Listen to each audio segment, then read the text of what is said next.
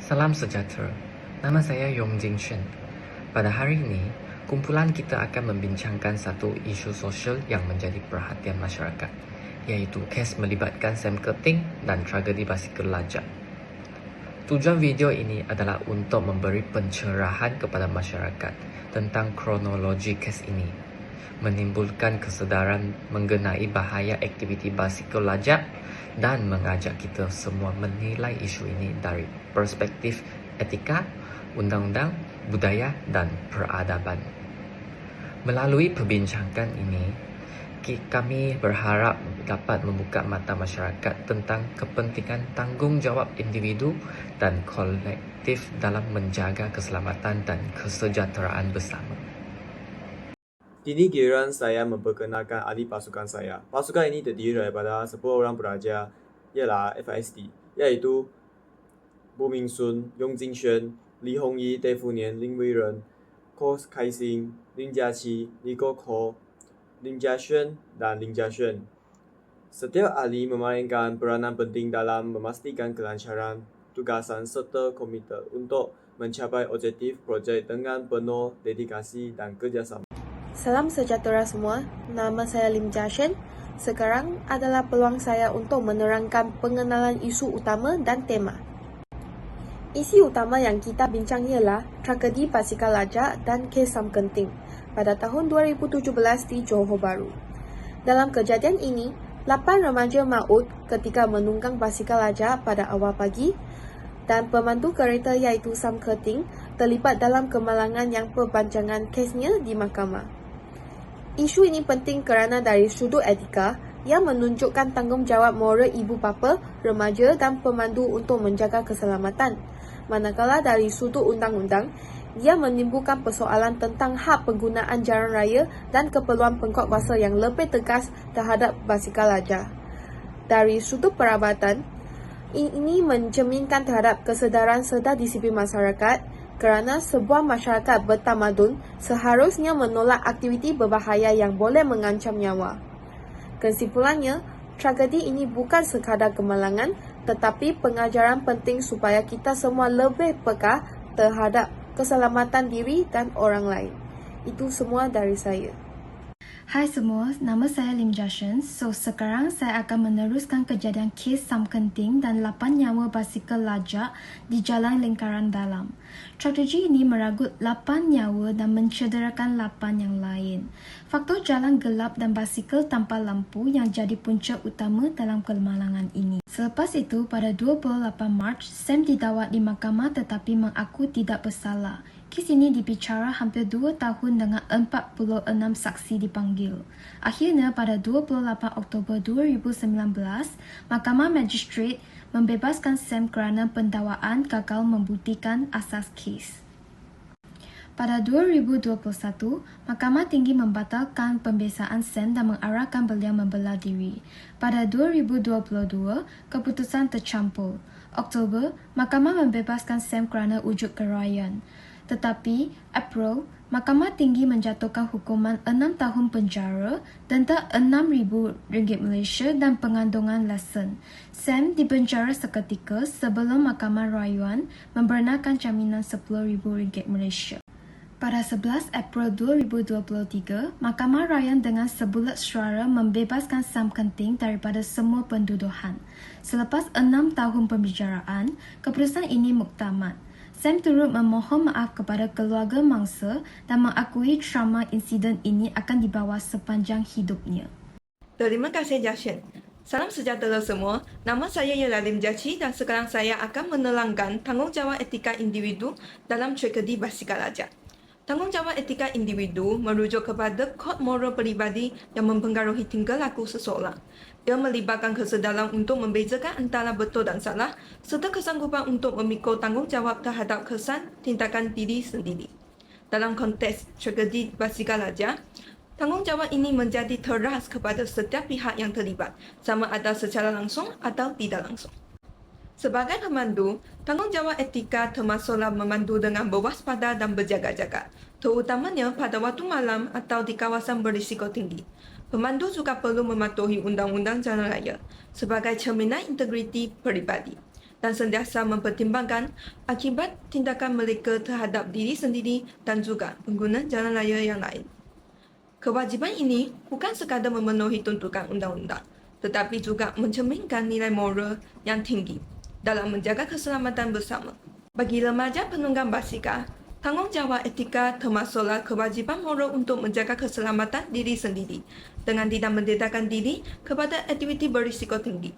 Mereka juga perlu memastikan tindakan mereka tidak menimbulkan kebimbangan atau beban kepada ahli keluarga, serta menghormati hak dan keselamatan pengguna jalan raya yang lain.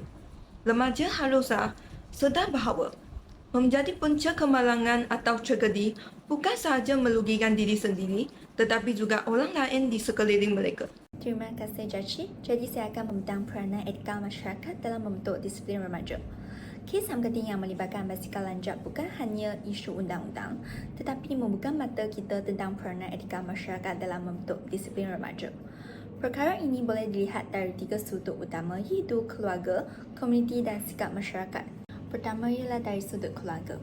Ibu bapa perlu mengawasi dan membimbing anak-anak menerapkan nilai disiplin serta tanggungjawab sejak kecil dan menunjukkan teladan yang baik supaya remaja tidak mudah terjerumus ke arah aktiviti berbahaya. Kedua ialah dari sudut komuniti. Komuniti boleh menyediakan aktiviti sihat seperti kelab sukan atau program belia sebagai alternatif. Pada masa yang sama, perlu ada kerjasama dengan pihak berkuasa melalui rondaan pencegahan serta kempen kesedaran melalui media dan sekolah bagi membentuk bidang remaja yang lebih positif. Ketiga ialah dari sudut sikap masyarakat. Kita harus menghindari budaya saling menyalahkan, sebaliknya melihat isu ini sebagai tanggungjawab bersama. Masyarakat juga perlu memupuk perpaduan dan keprihatinan sosial, saling menjaga dan mewujudkan persekitaran yang selamat untuk remaja.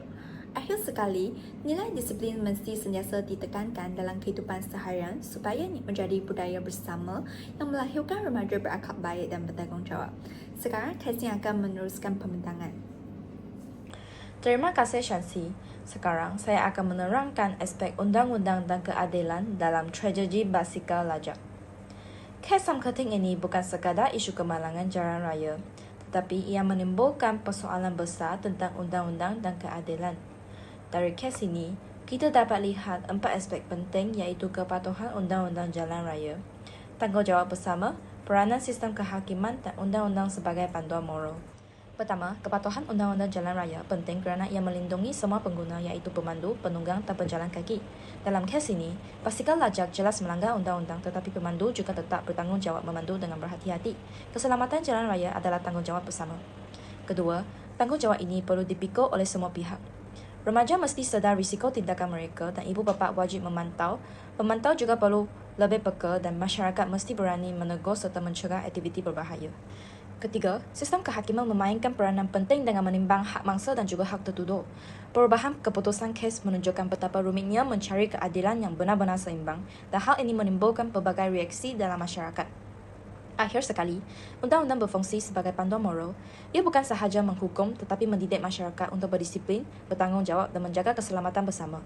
Kesimpulannya, kes HAM Genting jelas mengajar kita bahawa mengabaikan undang-undang boleh membawa akibat yang besar. Itu semua daripada saya. Seterusnya, Funi akan menerangkan aspek budaya dan peradaban. Terima kasih Kaising. Nama saya Tiffany dan tajuk pembintangan saya ialah peranan budaya dan peradaban dalam ruang awam. Budaya dan peradaban memberi tumpuan kepada 3 aspek utama, iaitu nilai budaya, hormat menghormati dan adab dalam ruang awam. Nilai-nilai ini sangat penting kerana ia membentuk masyarakat yang berdisiplin serta bertanggungjawab. Sebagai contoh, kes HAM Genting menunjukkan akibat mengabaikan nilai budaya, hormat dan adab dalam ruang awam. Pertama sekali, dari aspek nilai budaya, nilai ini menekankan kepentingan keselamatan, nyawa dan tingkah laku beradab. Kesedaran budaya membentuk sikap bertanggungjawab dalam ruang awam serta menunjukkan kepatuhan terhadap norma dan tradisi sosial. Contohnya, kita mesti mengelakkan perbuatan berbahaya di ruang awam seperti basikal lajak. Kedua, aspek hormat menghormati. Ia bermaksud kita menghormati keselamatan dan perasaan orang lain, termasuk keluarga mangsa, pelaku dan masyarakat umum. Kita juga harus ada empati walaupun kesalahan telah berlaku. Sebagai contoh, HAM Genting tetap menunjukkan permohonan maaf dan menghormati perasaan keluarga mangsa walaupun beliau telah dibebaskan oleh mahkamah. Ketiga, aspek adab dalam ruang awam. Kita perlu menjaga tingkah laku supaya tidak membahayakan diri sendiri atau orang lain. Kita juga mesti mematuhi undang-undang dan norma sosial di ruang awam. Selain itu, amalan kesedaran sosial dalam aktiviti harian dapat mencegah konflik serta memastikan keharmonian masyarakat. Sekian sahaja daripada saya. Terima kasih. Seterusnya saya menjemput Hongi untuk meneruskan pembentangan.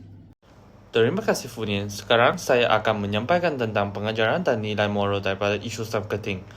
Kes samketing bukan hanya tentang undang-undang tetapi juga memberikan banyak pengajaran moral kepada masyarakat. Dari kes ini, kita dapat lihat betapa pentingnya keselamatan jalan raya, pendidikan sejak kecil, peranan keluarga dan komuniti serta nilai moral sebagai iktibar untuk semua. Yang pertama, keselamatan jalan raya mesti sentiasa diutamakan. Aktiviti berbahaya seperti basikal lajak tidak boleh dianggap hiburan kerana ia mendedahkan remaja kepada risiko. Pada masa yang sama, pemandu juga perlu lebih peka dan berhati-hati. Kedua, pendidikan tentang disiplin dan tanggungjawab perlu diterapkan sejak kecil. Ibu bapa harus menanamkan nilai di rumah, manakala sekolah pula mendidik remaja tentang kepentingan undang-undang dan keselamatan diri. Seterusnya, ketiga, peranan keluarga dan komuniti sangat penting.